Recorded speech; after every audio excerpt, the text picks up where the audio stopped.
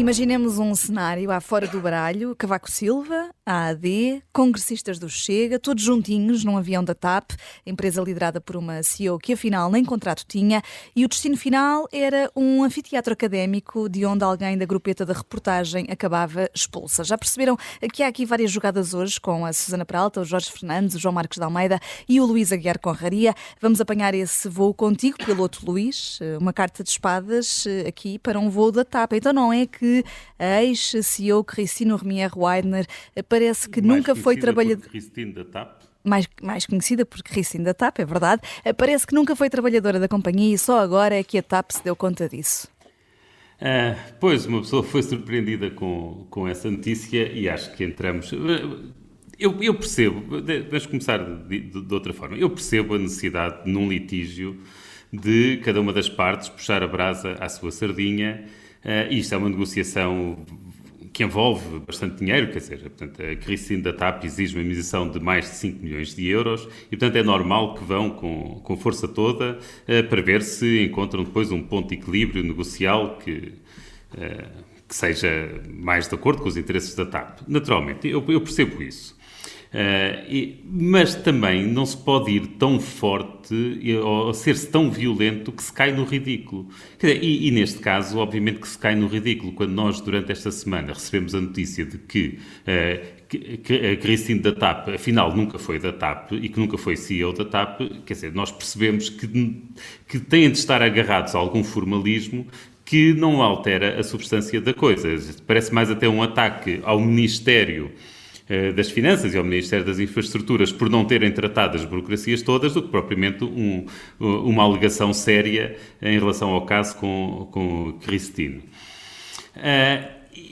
Aliás, nós ficámos exatamente com essa sensação com as últimas notícias, não é? Portanto, depois havia várias alegações, portanto, havia a alegação de que ela nunca tinha sido o CEO da TAP, nunca tinha trabalhado na TAP, depois havia também a alegação de que afinal tinha estado a trabalhar para outras empresas e que isso era proibido, portanto, que obviamente ela estaria em exclusividade, e afinal, as últimas notícias o que nos dizem é que no contrato está escrito, tem lá uma cláusula específica a autorizá-la a trabalhar naqueles 2 casos específicos de que ela era acusada.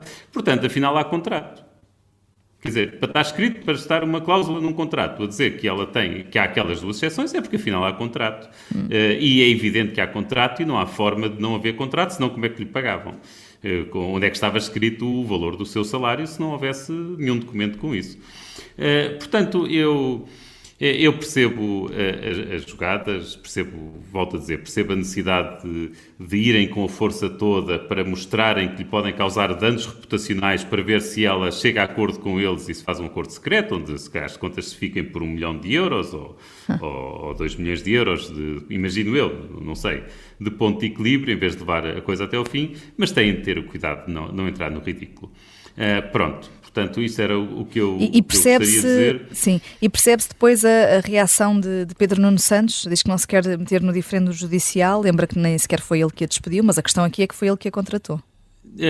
Pois, eu percebo isso e percebo que a parte do contrato o apanha ele, mas aí também claramente apanha o Ministério das Finanças. Mas eu concordo com ele, porque de facto nós não podemos estar a tratar como facto.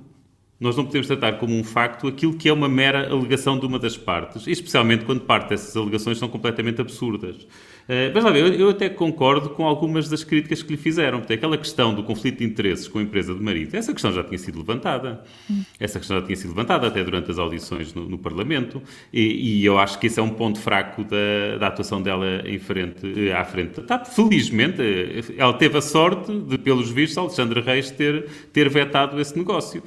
Senão teríamos um caso complicado. Também havia aquele outro caso dela ter contratado a mulher do personal trainer do marido para uma função que ninguém percebia muito bem o que era e que era a sua amiga pessoal. Portanto, claro que há ali problemas na gestão dela e acho que é normal que os advogados usem isso. Agora, alegar que ela não tem contrato é absurdo. E nós comentadores, os jornalistas e também os políticos não podem tratar uma alegação como uma decisão do tribunal onde, quer dizer, quando vier a sentença, virá discriminado na sentença aquilo que são os factos que o tribunal considera provados. E aí veremos se essa informalidade toda será provada ou não. Mas há ou não, podemos dizer que há ou não aqui mais uma atrapalhada, João Marcos de Almeida? Claro que há, e esse é um ponto importante. Acontece que o ministro que tinha a tutela da TAP é candidato a primeiro-ministro. E, portanto, é legítimo que um candidato a primeiro-ministro explique aos portugueses que tipo de contrato é que permitiu que a TAP fizesse com a ex-CEO da TAP e se ele tinha conhecimento que ela tinha outras atividades profissionais paralelas à sua posição de CEO da TAP. É fundamental perceber isto, quer dizer, porque se o ministro sabia e permitiu, então é uma incompetência, não é atrapalhada, é incompetência. E uma pessoa com esta incompetência, quer dizer, é preciso que um candidato a primeiro-ministro saiba se tem competência ou se é incompetente, e é preciso que os portugueses saibam se ele é mesmo competente ou não. E isto, quer dizer, quer dizer, eu sei que o Pedro Nuno Santos está a tentar... Luís, deixa-me acabar. O Pedro Nuno Santos está a tentar pôr isto a principal responsabilidade para cima do Medina. Mas o Medina não é candidato a primeiro-ministro. O Pedro Nuno Santos é candidato a primeiro-ministro. Portanto, nós queremos saber se ele, quando a CEO da TAP assinou o contrato, tinha conhecimento das atividades profissionais paralelas ou não. Vamos lá ver. Eu concordo com a parte com o João diz que ele tem de esclarecer. Isso sim. Aí sim, não há dúvida nenhuma. A parte de concluir imediatamente que a incompetência ele autorizar a que ela continue a trabalhar noutras empresas, isso depende. Isso há muitos gestores que o fazem. Isso pode ser uma decisão e ponto final. Há gestores de empresas públicas que têm outras atividades profissionais? Não sei se o fazem. Não, eu espero que não haja. Estou a ver que isto dava para mangas. João, não sabes. Agora, o facto de ter autorizado não tem de ser incompetência. Pode ter sido simplesmente uma opção. Vamos aguardar pelo desfecho deste caso. Para já. Se a alternativa era contratar alguém muito pior, não foi incompetência. Quer dizer, estas coisas são como são, as coisas negociam-se. Agora, que ele tem de esclarecer, e sim, aí estamos todos de acordo. Agora, saltar à conclusão seguinte é que já me parece... E nós temos de saltar para o próximo naipe, porque senão não vamos ter tempo nesta primeira parte. A próxima carta é de paus, da Susana Peralta. Vamos até esse destino final que foi prometido no arranque deste programa, que era um anfiteatro de uma faculdade. E esta carta de paus, Susana, adequa-se aqui a este contexto de alegada agressão. Estamos a falar do episódio do jornalista do Expresso que foi expulso de uma sessão na Católica, em Lisboa. Uma sessão em que o protagonista era o Chega e André Ventura. Aqui uma história mal contada. André Ventura diz que pode ter havido provocação dos dois lados. Eu julgo que o protagonista desta história não é André Ventura necessariamente, embora ele tenha tido comentários que não são aceitáveis numa pessoa que diz que quer ser primeiro-ministro, como chamar aos jornalistas virgens ofendidas. Isso não se admite numa pessoa que depois, aparentemente, e segundo a notícia do Expresso, que entretanto saiu acerca do seu evento com os jovens estudantes, falou da democracia e do pluralismo e não sei o quê. Bom, mas eu julgo que aqui a questão que se levanta tem a ver, em primeiro lugar, com as escolhas da Universidade Católica Portuguesa, já agora declaração de interesses, onde eu me formei e da qual tenho ótimas memórias e de resto onde aprendi muitíssima economia. Mas de facto esta opção, portanto, aparentemente, segundo as notícias, não só um artigo da Bárbara Reis no Público, como também a notícia do Expresso de ontem acerca de um encontro com jornalistas de Rui Tavares, ao qual também já vou. De facto, a decisão de não autorizar jornalistas parte das autoridades da própria universidade. De resto, Rui Tavares ontem, antes de ir ter o encontro com os alunos, teve de reunir-se com jornalistas no hotel ao lado da Católica, porque na sequência dos incidentes no encontro com André Ventura, a Universidade terá proibido os jornalistas não só dentro do próprio auditório, como em todo o campus universitário. O que não estava previsto aparentemente inicialmente, até porque quando Rui Rocha esteve na universidade também se terá encontrado com jornalistas antes de entrar no próprio auditório. Portanto, isto é uma primeira questão que me preocupa, que é um bocadinho esta tendência para a ascetização do espaço universitário, não é? E quando estamos a falar de uma universidade de ciências sociais, e de resto a Bárbara Reis descreve isso muito bem no seu artigo do Público, porque ela diz que os estatutos da Católica proíbem promover ou autorizar manifestações de caráter político ou partidário, e depois ela questiona como é que um encontro de estudantes com líderes partidários em período pré-eleitoral não é uma manifestação de caráter político-partidário. Enfim, quanto a mim, já agora não é uma manifestação de democracia e de debate saudável. Mas depois, a presença de um jornalista dentro do auditório já o transforma num encontro político-partidário. Portanto, isso é uma primeira questão que aqui se coloca, que me parece bastante problemática. Também me parece que a forma como os estudantes organizaram isto, que foi no fundo pedindo inscrições, embora não havia evidência de haver alguma espécie de escolha das pessoas que se inscreviam. Portanto, tu podias te inscrever através de um formulário na internet, mas depois pedia-se Chatham House Rules. É um bocadinho esquisito também, não é? Como é que um formulário aberto de inscrição depois se pede, dá a ideia que realmente aquele formulário de inscrição era apenas para fingir que o evento não era público, não é? E quer dizer, todos estes entorces, sinceramente, no fundo depois abrem a porta a este tipo de situações pouco claras, que eu acho que no fim de contas só beneficiam, provavelmente e infelizmente para todos nós, André Ventura. Pronto, depois parece-me também que os jovens que decidiram retirar, quer dizer, para mim a questão da agressão, o que é uma agressão? Uma pessoa que é retirada à força de um espaço, e já agora a comunicação que o jornalista terá recebido, que os jornalistas, que as redações terão recebido, terá vindo do gabinete de imprensa do próprio Chega, avisando que não podia haver câmaras dentro do auditório e, portanto, desse ponto de vista, o jornalista estaria a cumprir as ditas regras. Devo dizer também que na notícia do Expresso que fala da deslocação de ontem de Rui Tavares à Católica no âmbito do mesmo evento, dá conta de que o Partido Livre não teria sido avisado destas restrições quanto à presença de jornalistas logo no momento do convite, apenas no momento posterior. Portanto, de facto, nada disto está muito claro, não é?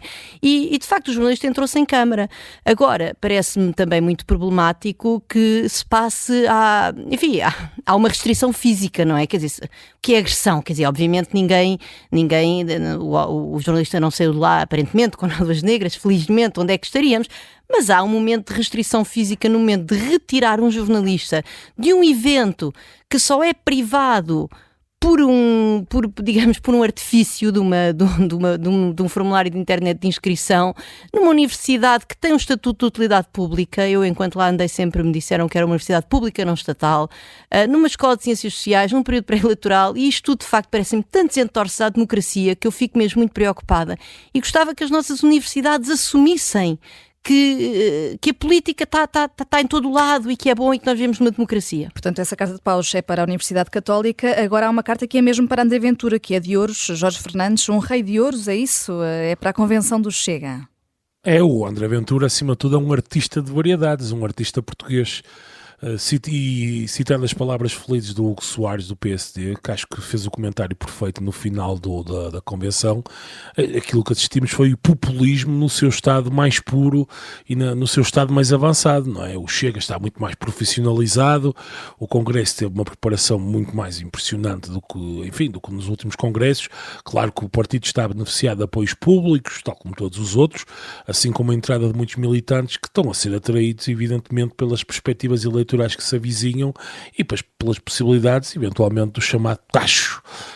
No entanto, sob esta fina camada de verniz da profissionalização, o Chega continua a ser o Chega. Mentiras em barda, um ódio ao outro que é verdadeiramente inqualificável, promessas para todo lado, usam o mesmo dinheiro para prometer coisas diferentes. Portanto, o mesmo dinheiro, imagina, vamos ter uma nota de 20 euros, essa nota serve para pagar 5 coisas diferentes e é sempre a mesma nota.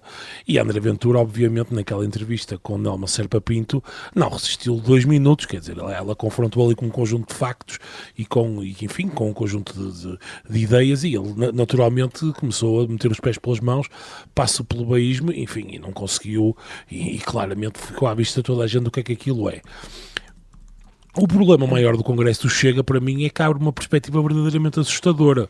A ideia de que aquilo possa ser o futuro da direita em Portugal, e isso, quer dizer, é especialmente preocupante no momento em que toda a gente, penso, dentro e fora do PSD, comenta à boca pequena que o partido não está sequer a cumprir os mínimos olímpicos para fazer uma campanha forte e com possibilidades eleitorais. E eu temo muito que, se o PSD não conseguir chegar ao poder desta vez, estejamos numa perspectiva em que o Chega se tornará o partido dominante da direita portuguesa, e pode ser uma coisa que pode ser surpreendente, mas acontecerá a mais curto prazo do que aquilo que nós pensamos.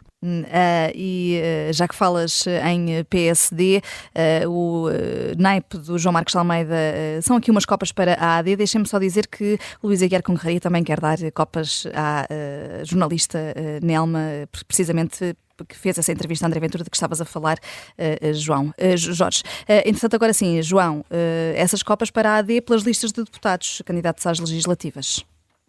Sim, dou copas à AD pelas listas dos deputados.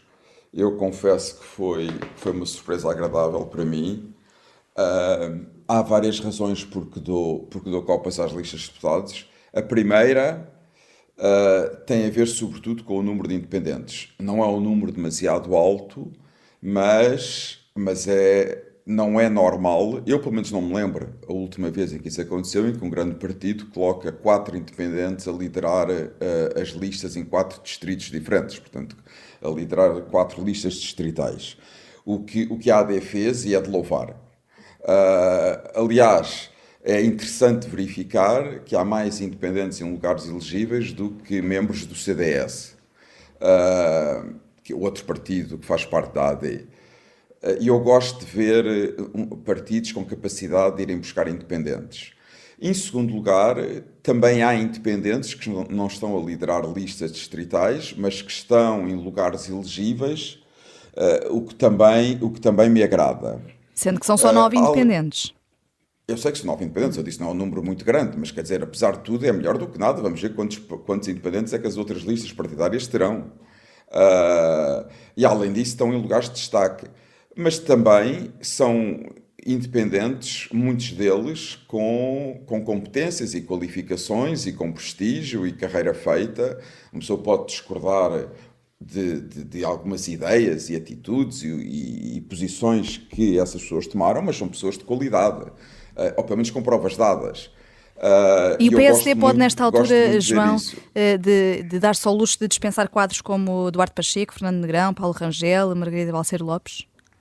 Mas eu não sei se eles quiseram ser deputados. Desses 4 nomes, pelo menos 2 não quiseram ser deputados. Agora... Duarte Pacheco estaria disponível para continuar. Mas eu não sei, quer dizer... Eu posso dizer uma coisa, na minha opinião, este grupo parlamentar parece-me ter uma qualidade muito superior ao último grupo parlamentar do PSD. Não é? Ainda não há grupo parlamentar.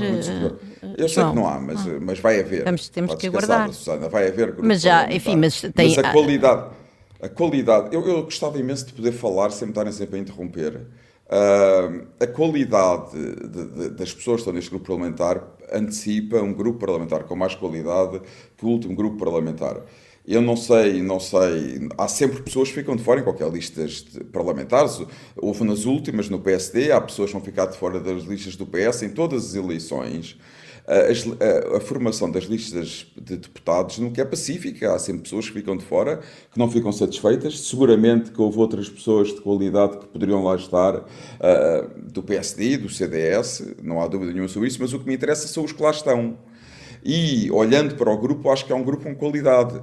E o meu último ponto que eu queria referir, também há pessoas do PSD que eu conheço, algumas delas, a maior parte das pessoas não conheço, mas alguns que eu conheço que estão naquelas listas, que eu valorizo muito e acho que claro que há aqui uma declaração de interesses, conheço-os bem, são meus amigos, mas acho que têm mesmo muita qualidade e são pessoas que eu acho que podem acrescentar bastante ao Parlamento, o que eu acho que é muito importante, o Parlamento ter deputados de qualidade.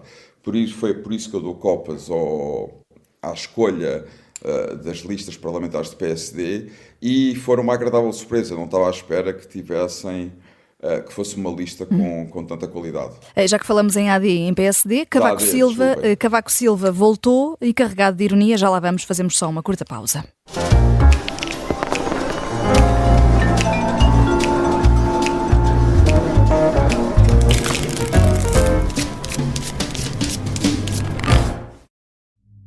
Esta é uma história de guerra. Dá-me uma catanada aqui na cabeça, abre-me a cabeça. António Lobato foi o português que mais tempo esteve em cativeiro na Guerra de África. E diz-me assim, dá a faca. E eu digo assim, vem buscá-la. O Sargento na Cela 7 é uma série para ouvir em 6 episódios que faz parte dos Podcast Plus do Observador. É narrado por mim, Pepe Rapazote, e tem banda sonora original de Noiserve. Os Podcast Plus do Observador têm o apoio da Onda Automóveis.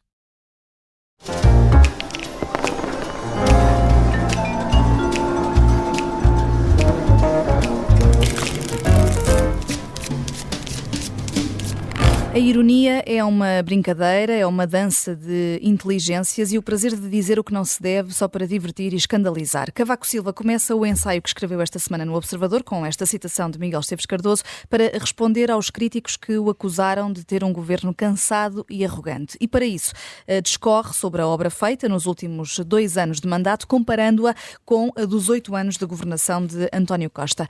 Saiu-se bem, Luís Aguiar Conraria? Acho que sim, acho que o artigo está muito bem escrito. Aliás, eu diria que a única falha que eu aponto ao artigo, do ponto de vista estético, é exatamente a citação que referes de Miguel Esteves Cardoso. Por uma razão simples, quando alguém escreve um texto irónico, não pode anunciar que está a ser irónico. Destrói todo o efeito. A ironia tende a apanhar a pessoa mais ou menos surpresa.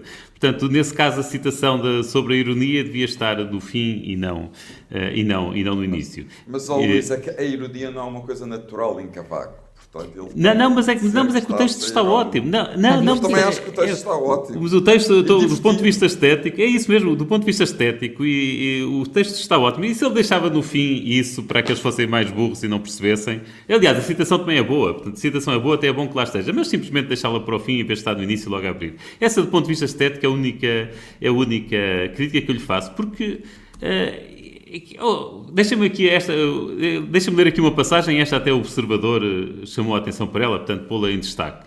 Em 27 de julho de 95, quando faltavam 3 meses para cessar as funções de Primeiro-Ministro, em concorrência mediática com Cláudia Schiffer, a top model de beleza estonteante que então entusiasmava jovens e não só, então, no Porto, presidia a cerimónia de assinatura de protocolo entre o Governo e a Fundação de Serralves. É uma pessoa estar aqui a ler um texto de política de alguém que está a fazer a defesa do seu legado enquanto governante.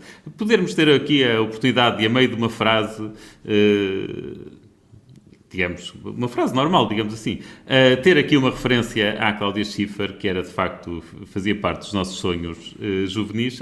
Acho que é ótimo, está bem escrito. Até fiquei, eu li os primeiros livros de Cavaco Silva. Sonhos acordados e a dormir. Lembro muito bem da Cláudia Schiffer, mas nunca sonhei com ela. Queria apenas deixar isso aqui claro. Susana, que bom. Não tinha até gostava, até gostava. Mas, de facto, nunca entrou nos meus sonhos, que talvez esta semana aconteceram depois disso. Sonhámos e acordados, não foi só a dormir. Não duvido. Tá, mas, portanto, olha, eu gostei tanto do texto, que eu li os primeiros livros de Cavaco Silva e não li mais nenhum. Aliás, a respeito até do último livro, eu comentei aqui, como já tinha livros dele e que não tinha gostado do estilo, não tinha lido mais nenhum. Agora até fiquei entusiasmado e até vou comprar o último livro dele, a ver se ele consegue escrever a este nível, porque isto é um novo Cavaco Silva. Pois, claro, faz o seu legado e, claro, quer dizer, eu não acho que seja muito razoável comparar o Portugal de há 30 anos com o Portugal de agora. Ele herdou um Portugal que nem sequer tinha uma autoestrada a ligar Lisboa e o Porto, e portanto acho que estas comparações são um bocadinho descabidas, mas de qualquer forma ele está no seu direito de defender o seu legado, portanto nada a dizer desse ponto de vista. Podemos a seguir, se calhar, discutir o legado dele. Agora o texto está ótimo, muitos parabéns ao Cavaco Silva. Luís, e há um lado irónico no facto de ele começar o artigo a citar Esteves Cardoso, sabendo como Miguel Esteves Cardoso e o Independente, mas nomeadamente Miguel Esteves Cardoso, eram tão críticos dos governos de Cavaco.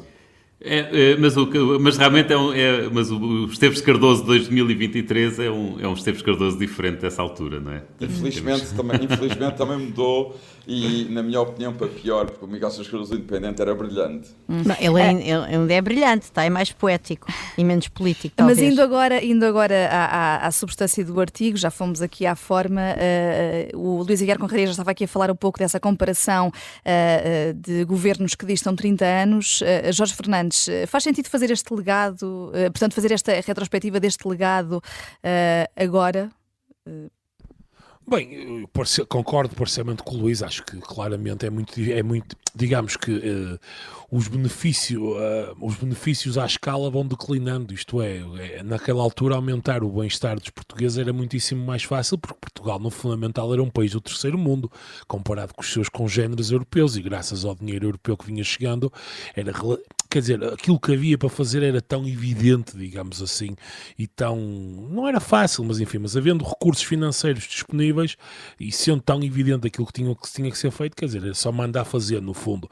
Não havia autoestradas, havia imensas zonas do país que não tinham saneamento básico, não havia sequer uma máquina fiscal, quer dizer, o IRC aparece em 88 ou 89, quer dizer, a máquina fiscal... E o IRS também, Jorge. O IRS, desculpa, também. era o IRS que eu queria dizer. Portanto, a máquina fiscal, que é digamos, uma das traves mestras de qualquer Estado de Direito minimamente organizado, não existia. Portanto, quer dizer, Cavaco Silva, sob um certo ponto de vista, tinha o plano que ele tinha que fazer era muito evidente. Portanto, na prática ele foi um executor. Mas mesmo assim, não acho que tenha sido um mau executor. E há duas coisas que são ditas tipicamente acerca de Cavaco Silva.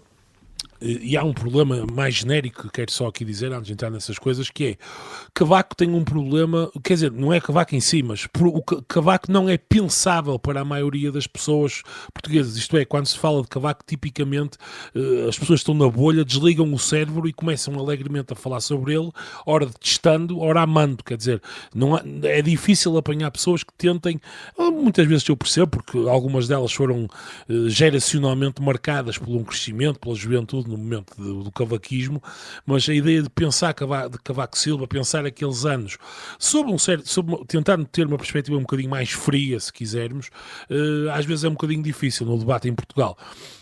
Mas há duas coisas que eu queria sublinhar aqui, que é, em primeiro lugar, a ideia que hoje em dia se tenta passar de que, bem, na altura Cavaco tinha imensos recursos, coisa que nunca mais aconteceu. Isso é completamente mentira. António Costa teve, nomeadamente nos últimos 4 anos do seu mandato, agora o plano de recuperação e resiliência, recursos financeiros muito mais elevados. E não só, o plano de recuperação e resiliência acrescenta só aos fundos que exatamente, não. Portanto, aquilo que sabemos da União Europeia é que entre 2020 e 2026 Portugal vai receber o equivalente a tudo aquilo que recebeu desde que entrou na União Europeia. Portanto, a ideia que muitas vezes é veiculada de que, bem, Cavaco fez uma grande obra, etc., porque tinha fundos que nunca mais ninguém teve, é mentira. Portanto, isto é uma mentira factual e pode ser verificada. Portanto, António Costa teve à sua disposição, e tem, quer dizer, o Governo de Portugal, qualquer que ele seja a seguir, tem à sua disposição recursos financeiros maiores até do que na altura de Cavaco Silva. Isto é a primeira coisa. Agora, dito isto, claro que Cavaco teve condições ótimas para fazer reformas, porque tinha uma maioria absoluta, mas Costa também tinha, quer dizer, a diferença é que Cavaco Silva tinha uma maioria absoluta, e teve duas, na verdade, e levou-as até ao fim. António Costa decidiu mandar a maioria absoluta pelo cano, rodeando-se de pessoas pouco recomendáveis. É certo que Cavaco Silva, nós fazemos hoje uma análise retrospectiva, por exemplo, de Duarte Lima. É preciso não esquecer que Duarte Lima, por exemplo, que hoje é muito associado a coisas que, enfim, não são minimamente recomendáveis, na altura Duarte Lima era considerado um menino prodígio do regime. Lembremos-nos, por exemplo, quando ele lançou a fundação da leucemia e estava literalmente o regime todo, o Dr. Sampaio ao lado dele. Portanto, havia um conjunto de pessoas que estavam em torno de Cavaco Silva que na altura eram abençoadas pelo regime todo, muito para além do PSD, enquanto há muita gente hoje que anda em torno de Costa que já sabe quem é que essas pessoas são. Pronto, eu acabo dizendo uma coisa, que é a ironia da história. Cavaco Silva tinha um projeto de poder para o PSD e tinha uma ideia de fazer do PSD o partido-Estado, isto é, o partido naturalmente dominante em Portugal. Mas, curiosamente, quem ficou com esse benefício, enfim, podemos discutir por méritos ou deméritos, foi o Partido Socialista. Cavaco conjugou, e foi isso que eu acho que o torna o primeiro-ministro mais importante da democracia em Portugal, conjugou um projeto de poder com um projeto de reformas. Costa, que era a pessoa, enfim, que estamos aqui a comparar implicitamente, ficou-se pelo projeto de poder, e daqui a 20 anos António Costa será uma nota de rodapé, enquanto Cavaco Silva continuará a ser marcante enquanto primeiro-ministro, que realmente foi o momento de Portugal. Há uns vários gráficos sobre as perspectivas dos portugueses sobre o futuro do país, e naturalmente o momento do Cavaco Silva é um momento de grande otimismo, e o momento de António Costa estes últimos anos têm sido momentos, enfim, alguns marcados por conjunturas estéreis, mas têm sido momentos em que o otimismo não tem reinado. Mas até por tudo isto que o Jorge acabou de dizer, João Marques de Almeida, sabendo nós que Cavaco Silva, tendo sido o primeiro-ministro mais tempo em funções e que pode ter aqui autoridade mais do que suficiente até para uma espécie de autoelogio, esperava-se também neste ensaio, até pelo timing em que é publicado, à porta de eleições, que pudesse apontar caminhos para o futuro. É que não o faz. Ainda vai haver uma segunda parte, publicada na próxima semana, mas este ensaio não faz isso. Eu acho que ele deve fazer isso na segunda parte. Eu acho que na primeira parte não era esse o objetivo do artigo. Uma pessoa tem que perceber qual é o objetivo do artigo. O objetivo do artigo, no fundo, era defender-se de certas comparações e defender-se de ataques às suas maiorias, ao seu legado. Não era nada, as pessoas não andam a atacá-lo. Achas que andam a atacá-lo? Susana, tu hoje não me deixas falar. Não é verdade, eu ainda nem falei na segunda parte, tenho estado tão caladinha, não é verdade? Bem, mas agora deixa-me acabar, pronto, Tu acho que não é verdade. Eu acho que é nunca verdade. queres responder ao que eu tenho para te Susana, perguntar. tu achas que não é verdade? Eu acho que é verdade. O que é que és? Mas o homem não tem andado a ser atacado. Não, ele nunca é atacado, o Cavaco. Aliás, o Cavaco é dos políticos menos atacados em Portugal. A esquerda, por exemplo, nunca ataca Cavaco Silva. Fala de Cavaco Silva com uma ternura e uma recordação. Mas não me parece que este artigo venha como reação a quaisquer ataques agora, de repente, nas últimas semanas, não é? Eu acho que Cavaco, como é um político que quer defender o seu legado, tem todo o direito de o fazer, e defendeu-o bem neste artigo, e com ironia, como já foi referido. Vamos ver o que é que ele escreve na segunda parte. Eu acho que pode escrever mais sobre o futuro e com algumas propostas. Ele só levanta o véu dizendo que vai ser dedicada ao pecado da arrogância política do governo que liderou. É a única coisa que... Olha, também é bom que ele tenha a capacidade de reconhecer alguns erros que foram cometidos pelo seu governo. Porque foram cometidos vários erros pelo seu governo, o que também não é de espantar, porque teve 10 anos, Cavaco foi 10 anos primeiro-ministro, e quando eu digo, no caso do PS ultimamente, que o poder, estar muito tempo no poder acaba por corromper um partido, e quando eu uso a palavra corromper não é no sentido material, de receber dinheiros de um modo ilegítimo, é corromper politicamente, moralmente. Isso também se aplica ao PSD, aplica-se a todos os partidos, e é verdade que aqueles 10 anos desgastaram e corromperam politicamente o PSD, e se Cavaco reconhecer é um grande mérito. Mas eu gostaria também já que Cavaco falou dos tempos, do bom legado e dos tempos em que ele foi primeiro-ministro, eu gostaria de fazer 2 pontos em relação a Cavaco Silva.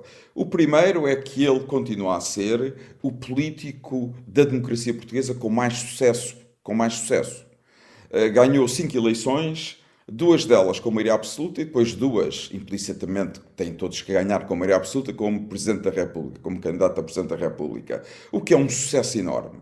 É um grande sucesso. E é um sucesso, este é o meu segundo ponto, que muita gente em Portugal, nas elites portuguesas, não perdoa. Não perdoa a esquerda, porque é uma pessoa que vem da área do centro-direita. Mas mais do que isso, há muita gente na área do centro-direita que também não gosta, porque Cavaco não estava destinado a ter a carreira política que teve. É uma pessoa que vem de raízes humildes, que vem da província, neste caso do Algarve, e na altura até isso simbolizava uma esperança que existia em Portugal nos anos 80 e depois princípio dos anos 90, que era a possibilidade das pessoas poderem se promover durante a vida. Uma pessoa não estava destinada a morrer na mesma situação em que tinha nascido. Podia se tornar mais rico, ter mais oportunidades de vida, ganhar dinheiro, e as pessoas gostam disso, e havia essa sensação em Portugal que isso seria possível, muito mais do que há hoje. Hoje há uma resignação muito maior nas pessoas em relação ao modo como podem progredir durante a sua vida, o que aliás leva a que muita gente emigre e saia de Portugal, e isso é pena. E Cavaco, de certo modo, simbolizava essa ideia que muita gente utiliza, nessa expressão eu não gosto muito, de elevador social, mas é uma expressão que exprime o que eu quero dizer. E nesse sentido, Cavaco também era o símbolo daquela época. Era o símbolo de que uma pessoa pode nascer pobre, pode nascer sem grandes privilégios e construir uma vida de sucesso, no caso dele, profissional e político. E acho que é muito importante um país ter isso. As pessoas saberem que se trabalharem, que podem ter sucesso e que podem progredir e tornarem-se mais ricas. Desculpa, é que eu ainda não falei sobre o Cavaco, João. Deixa-me Fala, falar. Susana, fala. Gosto imenso de falar sobre o Cavaco. Não, eu sei que tu gostas. Eu sei que feliz. tu gostas, aliás, eu fico sempre emocionado com a ternura que tu tens pelo Atenção Cavaco que eu e pelo recebi um Passos. prémio das mãos do Cavaco Silva, está bem? Atenção, é verdade. Olha, prémio de ótimo. licenciatura. Olha, conta lá isso, conta É lá verdade. isso. Estás a ver? Porque o Estás a ver? Cavaco, Há aliás, um ele longo até fala romance disso. entre ti Ele e fala Cavaco. disso no artigo. Cavaco Silva fala do prémio que recebeu de uma fundação alemã, Democracia e Desenvolvimento, e com esse prémio, Cavaco Silva generosamente instituiu um prémio para alunos de economia do país. E eu fui uma das agraciadas com esse prémio, recebi das mãos de Cavaco Silva, tenho muita honra nisso. A nossa rainha de copas. E Cavaco Silva, enfim, mostrou também por aí que de facto era um homem que é um homem generoso. Atenção, não lhe retiro não lhe retiro essa qualidade, como não lhe retiro outras, mas queria agora, pronto, para a lei. E o artigo realmente tem piada. É a primeira vez que eu leio um artigo de Cavaco Silva que me põe a rir. Isso também me deixa feliz, porque, como vocês sabem, sou uma rapariga que é dada à piadola fácil. Susana, E do Cavaco, nunca raramente esperava temos de isso. ti uma É verdade. pós-cavaquista Não foi après isso. la histoire. Não, acho que não. Bom, mas então, só para, em primeiro lugar, aquilo que o Jorge diz, portanto, é verdade que quando nós olhamos para os fundos em percentagem do PIB, há anos das governações Cavaco Silva, por exemplo, em 1992, e estou a falar dos fundos líquidos, portanto, do que Portugal recebia da União, menos o que transferia para o orçamento da União, como é seu dever. 2,8% do PIB em 92, 3% do PIB em 93, outra vez 3% do PIB em 95, já no tardo ao Cavaco, por assim dizer. Mas, portanto, e reparem que estes 3% não voltaram a ser atingidos recentemente, certamente não neste século. Portanto, enfim, não é aquilo que o Jorge disse, que não é verdade que Cavaco Silva não estava assim sentado como o tio Patinhas num pote de dinheiro, mas, apesar de tudo, geriu recursos que se foram bastante substanciais e enfim, e em anos pontuais, sem comparação com qualquer fenómeno recente, incluindo do próprio PRR. E há a lei dos rendimentos marginais decrescentes. Exatamente. Portanto, os primeiros dinheiros têm muito mais impacto que os últimos. Mas Como eu é disse óbvio, isso, como é atenção. óbvio. Eu disse isso. Exato. Disseste, mas realçaste o resto. Mas é importante dizer isso também, não é? Que é muito mais fácil de uma certa maneira, quer dizer, e eram investimentos essenciais, mas de facto, por exemplo, a ligação Lisboa-Porto por autoestrada, não é? Era uma coisa evidente e é uma coisa que no fundo, enfim, trata-se de construir, de fazer, enfim, é um investimento de betão. Eu não estou a dizer isto com qualquer carga negativa, é muito diferente daquilo que António Costa tem neste momento em mãos, que é, por exemplo, encontrar empresas que cumpram os vários requisitos necessários. Vimos ainda Ou agora, fazer, por por exemplo, exemplo, a uma linha Auto-Europa. Lisboa-Madrid, ou fazer uma linha de comboio fácil. Isso não é difícil. Não, isso também não é Susana. difícil e está super Pois. atrasado. Mas Jorge, por exemplo, tu viste agora a própria Auto-Europa, da qual Jorge, Cavaco fomos se à bancarrota há gaba. meia dúzia de anos. Ou um aeroporto. O aeroporto já vem, o atraso, o Cavaco também lá teve metido, porque ele já vem desde os anos 70. Mas o que eu quero dizer, por exemplo, vocês viram que ainda esta semana a Auto-Europa teve de sair de uma famosa agenda mobilizadora, que é um dos planos, enfim, que é um dos grandes, das grandes bandeiras, vamos dizer assim, do PRR, de modernização da economia, não sei o quê. A própria Auto-Europa teve de sair porque não cumpria critérios ambientais da União Europeia, da Comissão Europeia. Portanto, de facto, a tarefa de Cavaco foi muito mais fácil. Pronto. E, portanto, não é claro, eu não sei se Cavaco Silva, com a sua estrutura de governo que ele tinha na altura e com a falta de profissionalização das próprias instituições públicas, etc., conseguiria fazer o PRR melhor do que António Costa fez. Não sei se ele conseguiria ou não montar uma estrutura mais eficiente, mas António isso Costa já ainda não estamos aqui numa terceira derivada de especulação. E depois, João, relativamente à questão das perspectivas, as pessoas naquela altura acreditarem no futuro, atenção que o facto de nós termos hoje em dia muito mais pessoas licenciadas e com mestrado e não sei o quê, portanto, o próprio aumento do nível de qualificação das pessoas leva a que o prémio salarial ligado ao nível de educação também diminua e, portanto, isso também tem a ver com os níveis de desenvolvimento de Portugal que não tem nada a ver na altura e hoje em dia. E não há uma única referência à questão da educação nessa obra feita que Cavaco Silva elencou neste artigo, neste ensaio que escreveu no Observador. A nossa obra feita consiste num baralho de cartas e numa mesa de jogo, que não é feita de resto de betão, mas quem nos ouve no Spotify fica a pergunta Mas, o que... Vanessa, somos todos cavaquistas, não estavas à espera. Quem nos ouve no Spotify fica a pergunta o que acrescenta o ensaio de Cavaco Silva. A segunda parte deste ensaio vai ser publicada na terça-feira, dia 23 de janeiro. Eu sou a Vanessa Cruz, estarei de volta com os meus 4 ases na próxima sexta ao meio-dia. Até lá.